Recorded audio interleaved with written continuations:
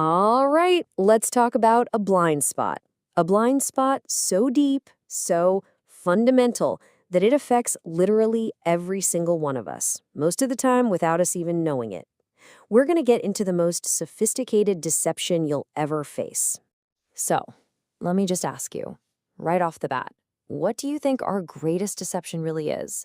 Is it some elaborate lie we tell? A secret we hide from the world? What's the biggest con we ever managed to pull off? Well, here's the twist. The most incredible, most successful deception we're all masters of, it's not about fooling anybody else. It's about fooling ourselves. And once you really get your head around that, it changes everything. Now, to really dig into this, we're going to use this incredible piece of ancient wisdom from Imam Muhammad al-Baqir. Seriously, this one quote is like a key. It's the key that unlocks the whole mystery of why and how we lie to ourselves. So, how is it a key? Well, it gives us this perfect framework. You can think of it as 3 different mirrors, and when we actually get the courage to look into them, they don't show us our best angles. They show us the truth. So this wisdom shows us that our self-deception plays out in 3 main ways. First up, you've got the projecting mirror. That's where we're experts at spotting flaws in other people that we are totally blind to in ourselves. That leads right into the hypocritical mirror, where we judge people for the exact things we do. And finally, there's the careless mirror, where we hurt people with casual comments about things that are, frankly, none of our business. Let's break these down. Okay, this first mirror, it's all about the double standard, right? When we lose our patience, we think, it's just a minor slip-up. I've had a stressful day. But if someone else is impatient with us, suddenly it's this unforgivable character defect. You see it? This little mental trick is the engine of the projecting mirror, and we all do it.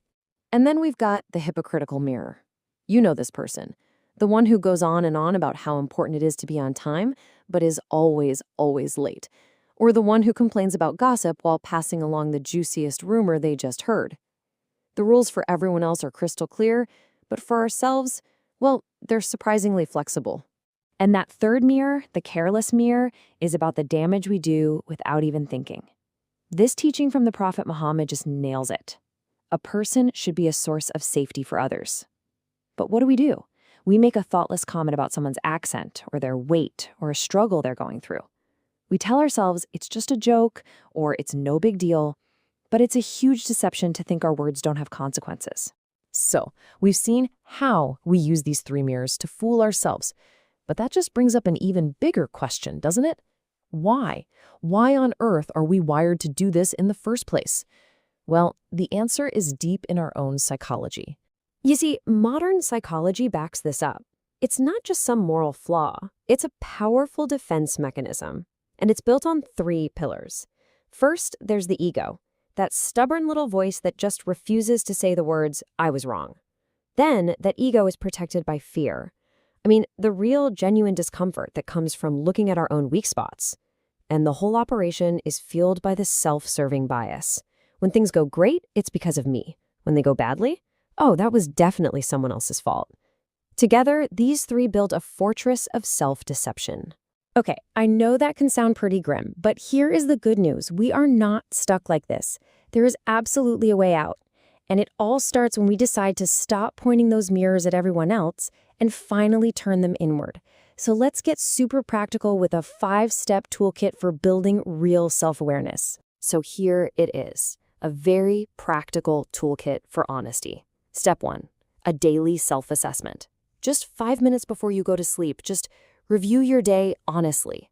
Step 2, and this is crucial, seek honest feedback.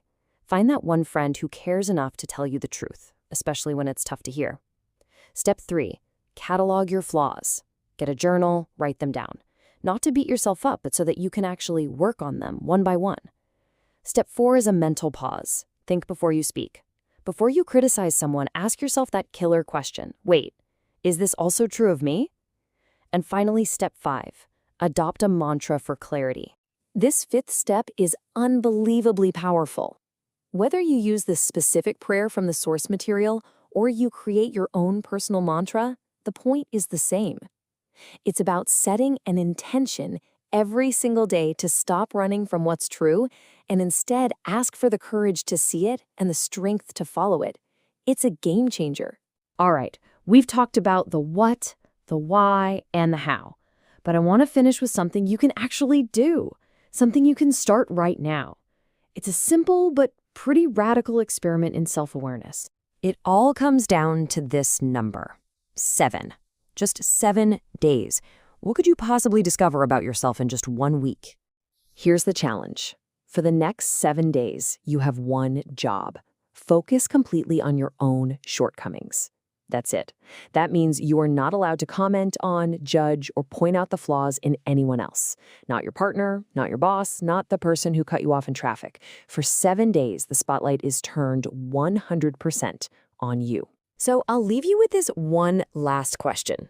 If you actually took the challenge, if for 7 straight days you stopped looking out at the world and only looked in the mirror, what do you think you would finally see?